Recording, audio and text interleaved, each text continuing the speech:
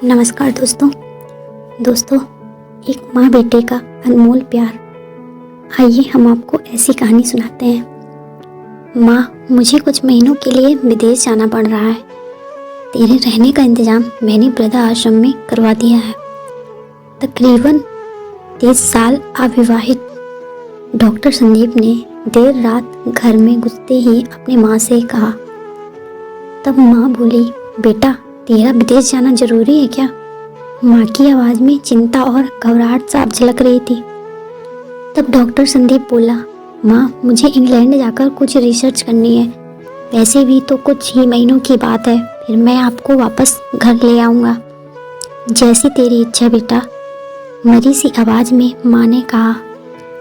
ये कहकर माँ सोने चली गई। दूसरे दिन संदीप माँ को पड़ोस के एक वृद्ध आश्रम छोड़ आया। वृद्ध आश्रम में जाने पर शुरू में हर व्यक्ति के चेहरे पर जिंदगी के प्रति हताशा और निराशा साफ झलकती थी, लेकिन जानकी देवी जी के चेहरे पर वृद्ध आश्रम में रहने के बावजूद कोई शिकन तक नहीं थी। एक दिन आश्रम में बैठे कुछ बुजुर्ग आपस में बातें कर रहे थे। उनमें से 3-4 महिलाएं भी थी। उनमें से एक महिला बोली, डॉक्टर का कोई सगा संबंधी नहीं था क्या जो अपनी माँ को यहाँ छोड़ गया? तब वहाँ बैठी एक महिला बोली, जानकी देवी जी के पति की मौत जवानी में ही हो गई थी। तब संदीप करीब 5 साल का था। पति की मौत के बाद जानकी देवी जी और उसके बेटे को रहने और खाने के लाले पड़ गए थे। तब किसी भी रिश्तेदार ने उनकी मदद नहीं की।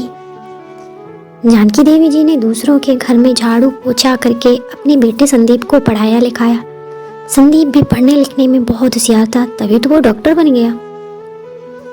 वृद्ध आश्रम में करीब 7 महीने गुजर जाने के बाद एक दिन जानकी देवी वृद्ध आश्रम के संचालक मुकेश शर्मा की ऑफिस के नंबर से अपने बेटे को फ़ोन किया और कहा, संदीप तुम इंडिया आ गए हो या फिर अभी भी इंग्लैंड में ही हो? संदीप का जवाब था, माँ मैं अभी इंग्लैंड में ही हूँ। अब तो जानकी देवी जी जब भी 3-3, 4-4 महीने में फ़ोन करती तो संदीप का एक ही जवाब आता कि मैं अभी यही हूँ, जैसे कि मैं अपने देश आऊँगा तुझे बता दूँगा। इस तरह समय गुजरता गया और 2 साल गुजर गए। अब तो वृद्धाश्रम के लोग भी कहने लगे कि देखो कैसा चालाक बेटा निकला, कितने धोखे से अपनी माँ को यहाँ छोड़ गया। तभी आश्रम का एक अन्य बुजुर्ग बोला, मुझे तो नहीं लगता कि डॉक्टर कोई विदेश गया होगा, वह तो बुढ़िया से छुटकारा पाना चाह रहा था। तभी किसी एक बुजुर्ग ने कहा, मगर वह तो शादीशुदा भी नहीं था, फिर होगी कोई गर्लफ्रेंड जिसने कहा होगा पहले माँ के रहने का अलग इंतजाम करो, तभी मैं तुमसे शादी करूंगी। 2 साल आश्रम में रहने के बाद जानकी देवी जी को अपनी नियति का पता चल गया। बेटे का गम उन्हें अंदर ही अंदर खाने लगा। वह पूरी तरह टूट गई। 2 साल आश्रम में और रहने के बाद एक दिन जानकी देवी जी की मौत हो गई। उनकी मौत पर आश्रम के लोगों ने आश्रम के संचालक शर्मा जी से कहा, इसकी मौत की खबर इसके बेटे को तो दे दो।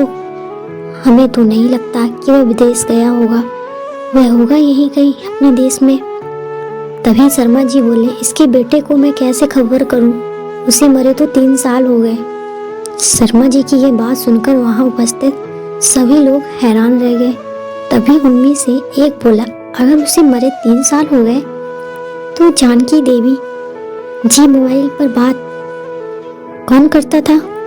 तभी शर्मा जी बोले, वह मोबाइल तो मेरे पास है जिसमें उनके बेटे की रिकॉर्ड की गई आवाज है। एक बुजुर्ग ने पूछा, पर ऐसा क्यों? बूढ़ी माँ है, उसे छोड़कर क्यों गया? तब शर्मा जी बोले, करीब 4 साल पहले जब संदीप अपने माँ को यहाँ छोड़ने आया था तो उसने मुझसे कहा कि शर्मा जी मुझे ब्लड कैंसर हो गया है और डॉक्टर होने के नाते ये मैं अच्छी तरह जानता हूँ कि इसके आखिरी स्टेज में मुझे बहुत तकलीफ होगी।